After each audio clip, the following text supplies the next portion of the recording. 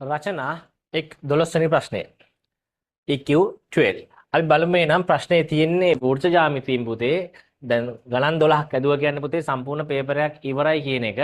එතකොට මම ඔයගොල්ලෝ දුන්නා ටියුට් 4ක් මේ විදිහවල තිනවා. ඒ ටියුට් 4 රචනා ප්‍රශ්න සෙට් එකේ ගණන් 12ක් ඉවරයි කියන්නේ පුතේ. ඔයාලට දැන් ඕනම ජාතිය ගණනක් හදන්න පුළුවන් රචනා. මොකද දැන් වෘත්ත ජ්‍යාමිතියත් 1 12 කම්ප්ලීට්. හරි. අපි නම් ගානට යමු. රූපේ කේන්ද්‍රය OA ගොඩක් දත දීලා තිනවා. හරිද? මම මේ ටික කියවන්නේ මේ ටික ඔක්කොම මේක මාක් කරලා දිනවා. කේන්ද්‍රය O මේක විස්කම්භය මේකත් විස්කම්භය මෙතන අංශ කැටයි. මෙන්න මෙතන පොඩි අවුලක් තියෙනවා රූපේ. රූපේ ඔයගොල්ලෝ හදාගන්න ටියුට් එකේ මෙන්න මෙතන පුතේ කෝණය මෙතන මෙතනට හොඳේ. ඇයි මේ කියන්නේ මොකද්ද? CBE. CBE කියන්නේ මෙන්න මේ සම්පූර්ණ කෝණය පුතේ. හරිද? මෙන්න මේ සම්පූර්ණ කෝණය. හරි. හේතු දක්වමින් පහත කෝණ වල අගය සොයන්නලු. මෙන්න මෙතන අහනවා EFB. EFB මෙන්න මේ කෝණේ අහන්නේ පුතේ. හරිද? ඒ කෝණ නම් එකපාර ලියන්න පුළුවන්. මේක හරියට දකින්න ළමෙට මේ වෘත්තේ පේන්න ඕන. හරිද? කොහොම වෘත්තයක් පේන්න ඕන. හරිද? ඊට පස්සේ මෙන්න මේ ස්පර්ශකය පේන්න ඕන. හරිද?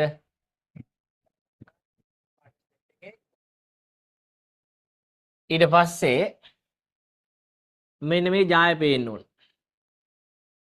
එතන මේ කෝණ තමයි 60යි කියලා ඔතන දීලා තියෙන්නේ. හරිද? ඊට පස්සේ පේන්න ඕන ඒකාන්තර වෘත්ත ඛණ්ඩය. මේ කෝණේ ඒකාන්තර වෘත්ත ඛණ්ඩය. මෙතන මෙහෙම කෝණයක් ඇන්දොත් පුතේ එතනත් 60යි. අපිට පේනවා ඒකාන්තර වෘත්ත ඛණ්ඩයේ මෙන්න මේ කෝණෙත් 60යි. මෙන්න මේ කෝණෙත් 60යි පුතේ මතක තියාගන්න. මේ කෝණෙත් 60යි. අපිට අවශ්‍ය වෙන්නේ නැද්ද දන්නේ නැහැ. මතක තියාගන්න මේකත් 60යි. හරිද? මෙතනින් තව එකක් ඇන්දත් මේ අතර 60යි. එහෙනම් මේක 60යි. මේ රූපේ මතක තියාගන්න. මේක අනිත් පැත්තට ගන්න පුළුවන්. කොහොමද තිබ්බේ? අපි යට කෝණේ ගැන කතා කරේ. මේ යට කෝණේ තියෙන උඩ.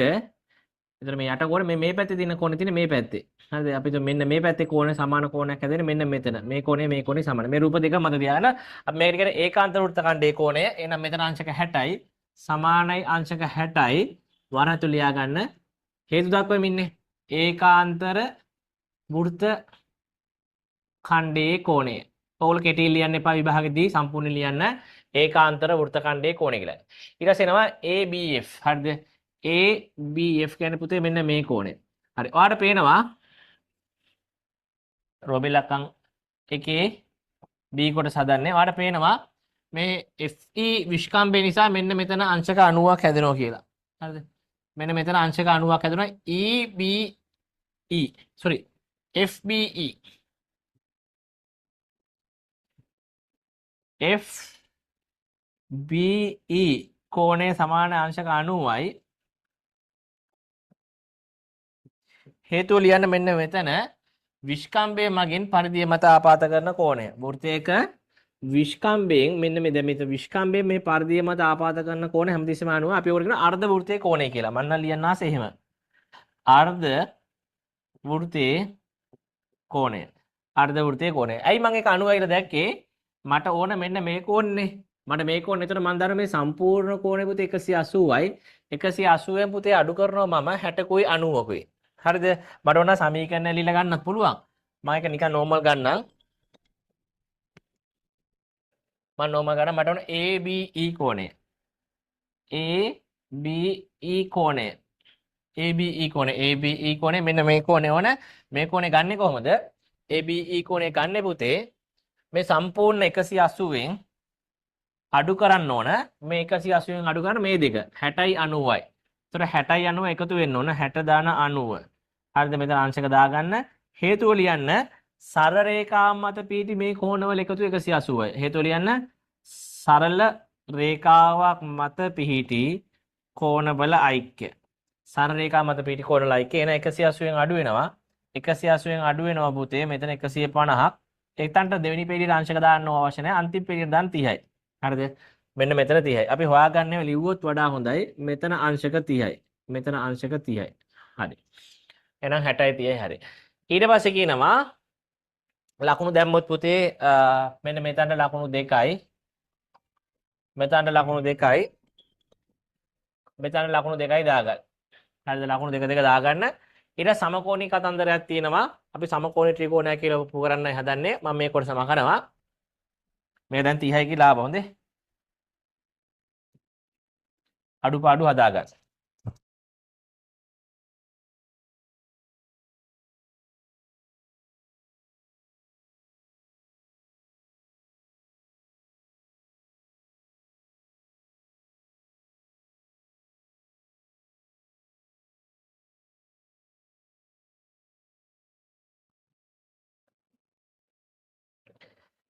බලන්න පුතේ ඊළඟ එකේ කියන්නේ මෙන්න මේ ත්‍රිකෝණ දෙක. හරිද? මම මේ ත්‍රිකෝණ දෙක වෙන වෙනම පාට දෙකකින් ඇඳ ගන්නම් මෙතන.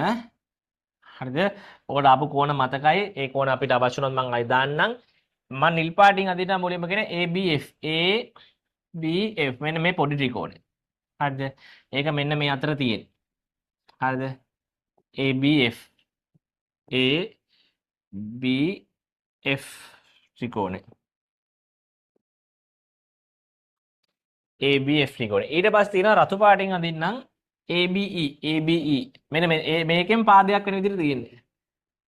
හරිද? මේකටම හේතු වෙන විදිහට තියෙන්නේ. ඒක තියෙන්නේ රතු පාටින් අඳිමු.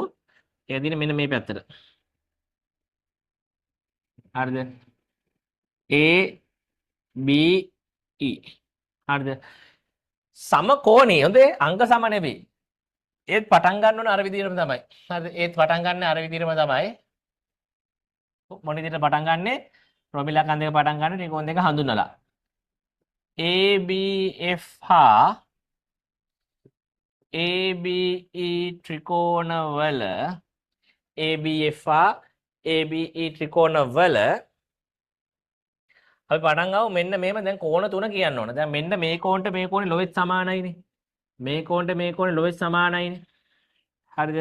මේ කෝණ දෙක සමාන වෙන හේතුව තමයි මේ මෙතන මේ තියෙන්නේ EAB sorry FAB එකයි EAB එකයි EAB එකයි මේ දෙකම එකයි පොදු කෝණය. හරිද? ඒතර මම ත්‍රිකෝණෙන් ලියන්න ඕනේ කොහොමද? මෙතන මේක ලියන්න ඕනේ මේ ත්‍රිකෝණයෙන් FAB කෝණය සමානයි මේ ත්‍රිකෝණය ලියන්න ඕනේ. මේ ලොකු එකේ අකුරු මේ ලොකු එකේ ABE වලින් ලියන්න ඕනේ. මේ කෝණය ලියන්න ඕනේ. මෙන්න මේ කෝණය ලියන්න ඕනේ. මෙන්න මේ කෝණය ලියන්න ඕනේ EAB කියලා.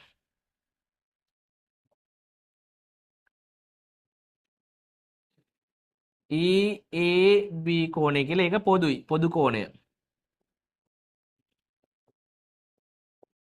පොදු කෝණය. හරිද? ඒක හරි. ඊට පස්සේ බලන්න ඔයා තව දෙයක් මෙතන දකින්න ඕන පුතේ. ඕගොල්ලෝ දැන් මෙතන අපි හොයාගත්තනේ මෙන්න මෙතන මේ කෝණය. මෙන්න මේ කෝණේ අංශක 30යි කියලා අපි හොයාගත්තා. අංශක ගන්න වැඩක් නැහැ. හරිද? අංශක ගන්න වැඩක් නැහැ. මෙන්න මෙතන බලන්න මෙන්න මේ කෝණෙයි දැන් ඒක තියෙන්නේ වෘත්තයක අර මං කිව්වා අර ප්‍රමේ අනිත් පැත්තට තියෙන්නේ. මෙන්න මම වෘත්තයක දැන් මේ වෘත්තේ තියෙනවා. මෙන්න මේ ජාය බලන්න. ජායයි ස්පර්ශකය අතර කෝණයක් නේ ඕක. මෙන්න මේ කෝණේ. මෙන්න මේ කෝණේ. මොකක්ද ඒ කෝණේ? AFB. හරිද? AFB කෝණය. හරිද? මේ කෝණේ sorry ABF. හරිද? මෙන්න මේ කෝණය. ABF. මෙන්න මේ කෝණය. මෙන්න මේ කෝණයට ඒකාන්ත වෘත්ත ඛණ්ඩය මේකනේ. දැන් මං කිව්වා වෘත්ත ඛණ්ඩයක් කියන්නේ මේකයි මේකයි. දැන් කෝණේ වැදිලා තියෙනවා නම් මේකේ කෝණේ මේකේ වැදුනොත් අනිත් එක තමයි ඒකාන්ත වෘත්ත ඛණ්ඩය. හරිද? කෝණේ මේකේ වැදුනොත් මේක තමයි ඒකාන්ත වෘත්ත ඛණ්ඩය. දැන් ඔයා බලන්න කෝණේ දැන් මේකයි ගත්තොත් මේ මහා ඛණ්ඩේ මේ සුළු ඛණ්ඩේ කෝණේ වැදිලා තියෙන නිසා මේක ඒකාන්ත වෘත්ත ඛණ්ඩය. මෙන්න මෙතන කෝණේ මේකයි සමානයි. දැන් අපිට පේනවා මේ ජායෙන් ආපාත කරන කෝණය. මේ ජායෙන් ආපාත කරන මේ කෝණය. අන්න මේක කියන්නේ පුතේ මේක. ඒ කියන්නේ AEB ට සමානයි.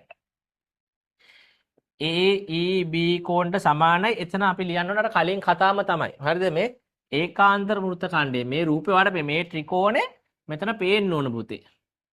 ඒ ත්‍රිකෝණ යට මෙතන අස්සේ තියෙන කෝණේ මේ ත්‍රිකෝණ මෙතන යට ASCII තියෙන එක පේන්න ඕන පුතේ. හරිද? මම ඕනනම් කොළ පාටින් පෙන්නන්නම්. මෙහෙම සහ මෙන්න මෙහෙම. මෙන්න ත්‍රිකෝණයේ ASCII කෝණේ. හරිද? මෙන්න අර කෝණය. හරිද? මේ රූපේ පේන්න ඕන. හරි. එහෙනම් ඔන්න වෘත්තෙත් පෙන්නන්නම්. මෙන්න වෘත්තේ. හරිද? අන්න වෘත්තේ. මේකම මෙතන පේනවා කොළ පාටින්. හරිද? එහෙනම් ලියන්න ඒකාන්තර වෘත්ත ඛණ්ඩේ කෝණය ඒකාන්තර වෘත්ත ඛණ්ඩේ කෝණය කියලා ඕගොල්ලෝ කෙටියෙන් ලියන්න පස්සේ සම්පූර්ණ ලියන්න. හරි. දැන් මාර වැඩි. දැන් ත්‍රිකෝණය මේ ත්‍රිකෝණේ අපි මේකට මේක සමානයි කිව්වා මේකට මේක සමානයි. දැන් ඉතුරු එකට අපිට දත්ත නැහැ හොයන්න. ඉතුරු එකට දත්ත නැහැ හොයන්න. මේ අහන්නකෝ. ත්‍රිකෝණයක කෝණ තුන එකතු 180යිනේ. ත්‍රිකෝණයක කෝණ තුන එකතු 180 නිසා පුතේ ත්‍රිකෝණයක කෝණ තුනම සමාන කරන්න ඕනේ. මෙන්න මේක මතක තියාගන්න හොඳට. දෙකක් සමාන කරාට පස්සේ ඉතුරු එක අනිවාර්යෙන් සමාන වෙනවා. දෙකක් සමාන කරාට පස්සේ ඉතුරු එක සමාන වෙන්නේ මෙන්න මේ හේතුව නිසා. අපි දැන් ත්‍රිකෝණ දෙයක් ගමු මෙහෙම. ත්‍රිකෝණ දෙයක් ගමු මෙහෙම. හරිද? මේක අංශක අපි තුමු 60යි. හරිද? මේක 20යි කියලා හිතන්නකෝ. මම බොරුවට දාගන්න හරිද? එහෙනම් මේකත් 60යි මේකත් 20යි කියලා හිතන්නකෝ. දැන් 60යි 20යි වාට එනවා 80ක්. මෙතන 60 20යි 80යි. දැන් මේ දෙක 80යි කියන්නේ පුතේ අනිවාර්යෙන් මේක 100යි. ඇයි 180ක් වෙන්න ඕනේ? 60යි 20යි 80යි 100යි 180. එහෙනම් මෙතන 60යි 20යි කියන්නේ මේක 100යි. දැන් 180 පනින්න බැරි නිසා මේ දෙක සමාන වෙනවා. ඒ නිසා පුතේ ත්‍රිකෝණයක ඔයා කෝණ දෙකක් සමාන කරාට පස්සේ ඉතුරු එකට ඔයාට හේතුවක් නැත්තම් මේකට මේක සමානයි කියලා හේතුවක් නැත්තම් ඔයාලා ලියන්න පුළුවන් අර 180 කතාව. ඔයා මුලින්ම ලියන්න කෝණ දෙක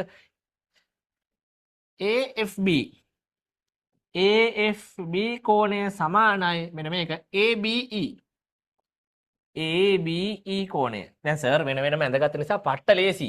මේ කෝණයට කියන්නේ මොකද්ද? මේ කෝණයට කියන්නේ තුනක් දාමු. AFB මෙතනින් පේනවා AFB. මෙන්න මෙතන මේ ලොකු ත්‍රිකෝණය. ලොකු ත්‍රිකෝණය මෙන්න මේක ABE ABE මෙන්න මේ ලොකු කෝණය. එතනට තුනක් දාමු. හරිද?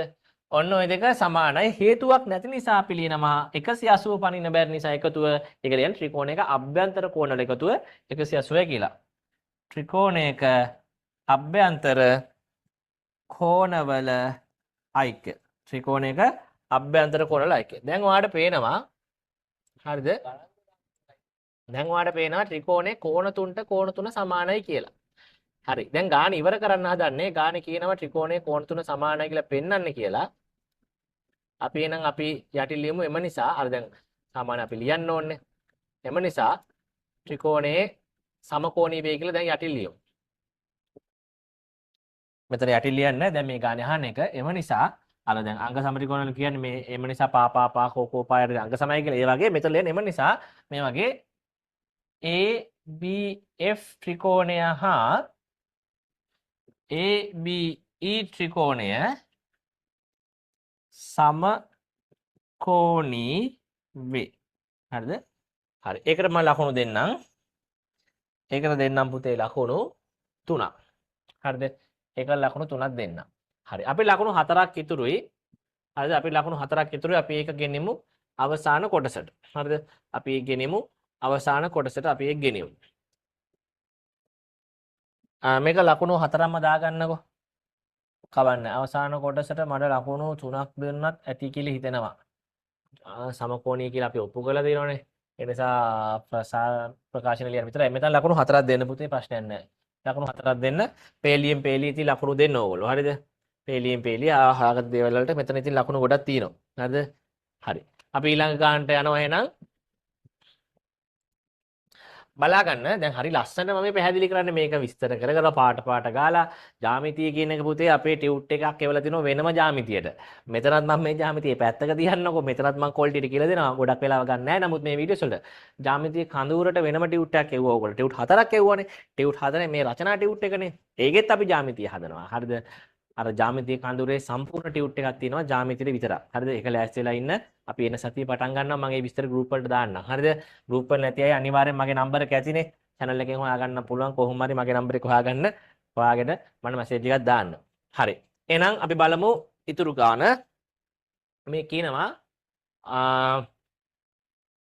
AE සමානයි සෙන්ටිමීටර් 9යිද? මම මෙතන මම මේ රූපේ දාගලා පෙන්නන්නම් මම ඔන්න. රූපේ දැම්මොත් පොඩ්ඩක් ඔය අසරණ වෙනවා හරිද? AE කියන්නේ සම්පූර්ණ දිග.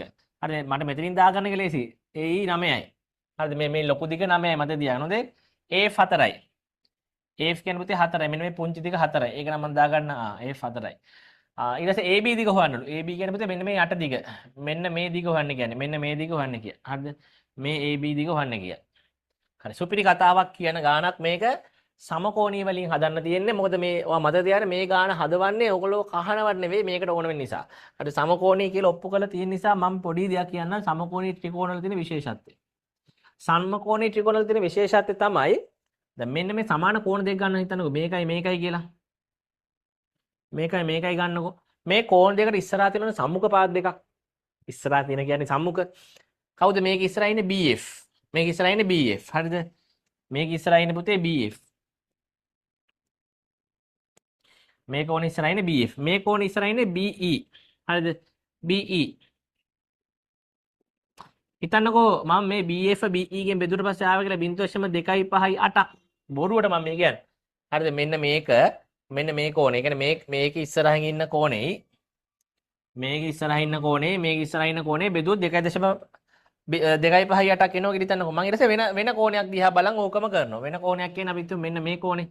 මේ කෝණේ දිහා බලලා ඔන්න ඕකයි.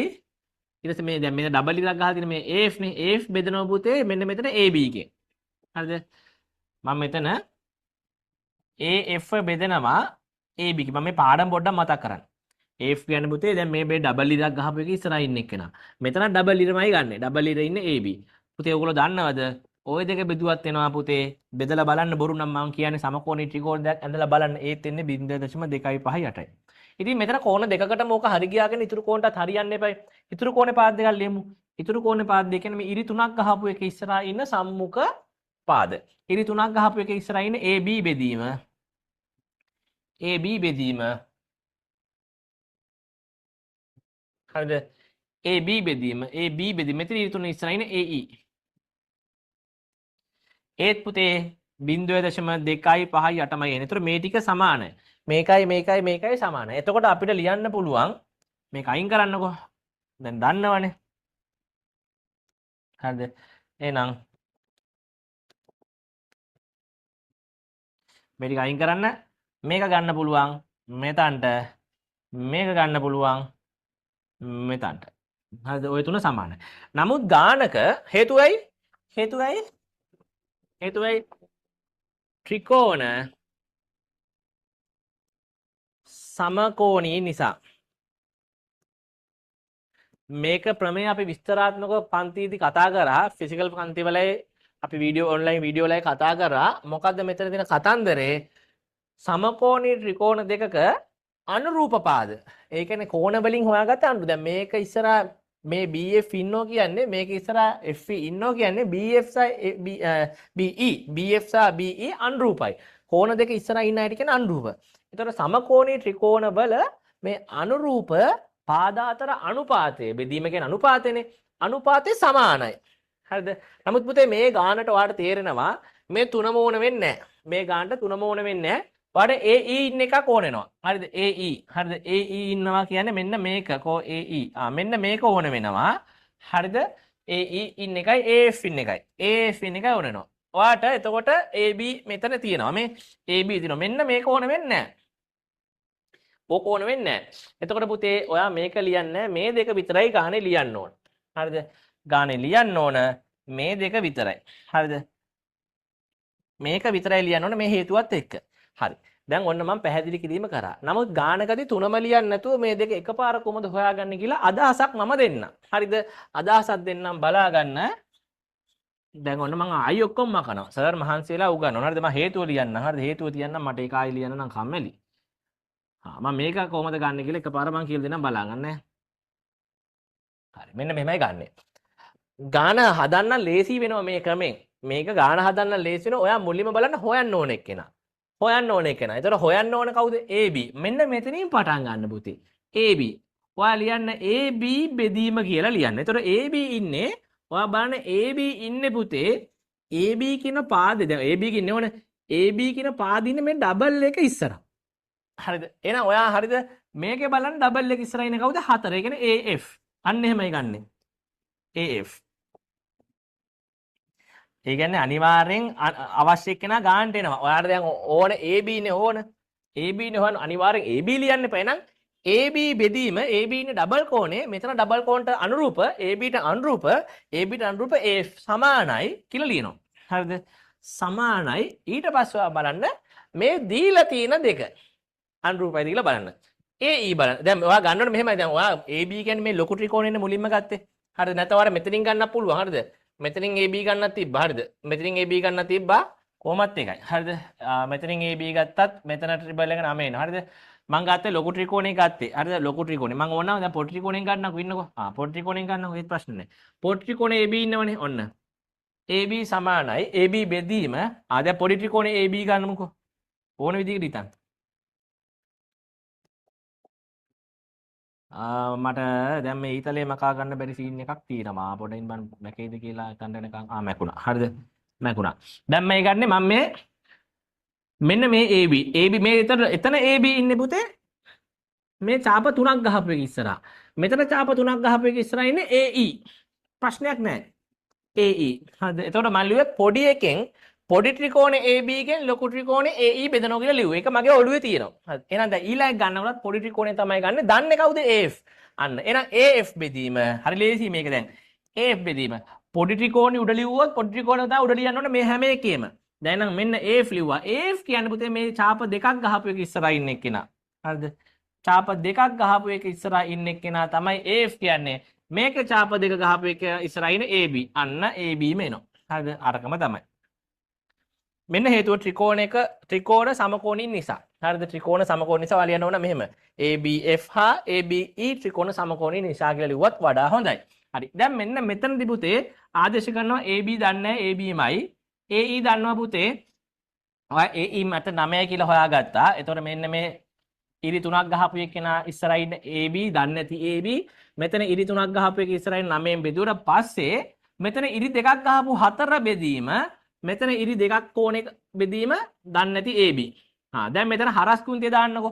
මේකෙන් මේක වැඩි කරන්න මේකෙන් මේක වැඩි කරන්න. හරස් කුන්තිය දන්නේ නැත්නම් බලා ගන්න. AB වැඩි කිරීම AB කියන්නේ AB වර්ගය. මේකයි වැඩි කරාම AB වර්ගය සමාන වෙනවා 9 වරක් 4. 9 වරක් 4. එහෙනම් AB වර්ගය සමාන වෙනවා AB වර්ගය සමාන වෙනවා 9 වරක් 4 පුතේ 36යි. හරිද? ඊට පස්සේ දෙපැත්තෙම වර්ගමූලය ගන්න පුළුවන් ඔයාට. එහෙනම් එනවා අපිට AB සමානයි 36 වර්ගමූලය වෙනවා පුතේ කීයක්ද 6යි 36 වර්ගමූලය 6යි ධන හෝ ඍණ එනවා O level දිව දෙකම ගන්නවා A level දි ගන්නේ ධන 1 විතරයි වර්ගමූලයට අපි ධන 1 විතරයි මෙතන කොහොමද ගන්නෙ මොකද AB කියන්නේ දිගක් ඍණ 6 වෙන්න බෑ AB සමානයි 6යි සෙන්ටිමීටර් කියලා හරි ලස්සන එනවා පුතේ මේ ටික සම්පූර්ණයෙන්ම මම දෙන්නම් ලකුණු 3ක් හරිද ඔය ටික සම්පූර්ණ කරාට ලකුණු 3ක් දෙන්නම් මහලු දෙයක් නෙමෙයි මෙතන රෝමි ලක්කම් 3 තියෙන. හරිද? රෝමි ලක්කම් 3 මෙන්න මේ ටිකට ලකුණු 3ක් තියෙනවා. හරි. එහෙනම් වීඩියෝ දික් කරන්නේ නැහැ. හරි ලස්සනට මම පැහැදිලි කරනවා මේ හැම දෙයක්ම තව ගණන්. එතකොට අපිට තියෙනවා 48ක්. අපි දැන් ගණන් 60න් 12ක් ඉවරයි කියන්නේ සම්පූර්ණ පේපර් එකකට අදාළ ටික ඉවරයි. පේපර් එකකට අදාළ ටික කියන්නේ ගණන් 12යිනේ. ගණන් 12 කියන්නේ අපි ප්‍රස්ථාර හැදුවා, ප්‍රතිශත හැදුවා, ත්‍රිකෝණ මිතිය හැදුවා, ඊට පස්සේ වර්ග සමීකරණ හැදුවා, සමගාමී සමීකරණ හැදුවා, ඊට පස්සේ සංඛ්‍යා ව්‍යාප්තිය හැදුවා 6යි දෙවෙනි කොටසේ මේ ෆස්ට් එක ඒක ඉවරයි ඊට පස්සේ සමාන්තර ශ්‍රේණි හැදුවා නිර්මාණ හැදුවා නේද හරි ලේසි ඊට පස්සේ හැදුවා පරිමාව හැදුවා ඊට පස්සේ වෘත්ත ජ්‍යාමිතිය හැදුවා ත්‍රිකෝණ ජ්‍යාමිතිය හැදුවා ඊට පස්සේ කුලක කරා 12යි හරිද ඔන්න ඔය ගණන් 12 නෙන්නේ ඔයා දන්නවනේ ඒ ගණන් 12 දැන් අද මේ මොහොතේ ඉවර වුණා පුතේ හරිද එහෙනම් ඔන්න ෆස්ට් ගණන් 12 ටියුට් එකේ ෆස්ට් ගණන් 12න් සම්පූර්ණ පේපර් එක ගණන් 12 කරනවා ඊට පස්සේ ආයි ඒ ටිකම ගණන් 12 පස් පාරක් තියෙනවා පුතේ ගණන් 60 එහෙමයි හැදෙන්නේ ටියුට් එක නැති අය මගෙන් කරුණාකරලා ටියුට් එක මැසේජ් එකක් දාලා ඉල්ල ගන්න රචනා ප්‍රශ්න විතර නෙවෙයි විවිධ රචනා ප්‍රශ්න 5 ගණන් 50ක් කියලා තියෙනවා කෙටි ප්‍රශ්න 25 කොටස් 10ක් 250ක් කියලා තියෙනවා ජ්‍යාමිතිය 8 9 10 11 ජ්‍යාමිතිය කවනවා පුතේ ඔයගොල්ලන්ට හරිද එහෙනම් අපි ඊළඟ වීඩියෝ එකෙන් හම්බෙමු මේ වීඩියෝ සීරීස් එකේ 13 වෙනි ගානත් එක්ක අලුතෙන් ගණන් සෙට් එකක් යන්නේ එහෙනම් හැමෝටම bye see you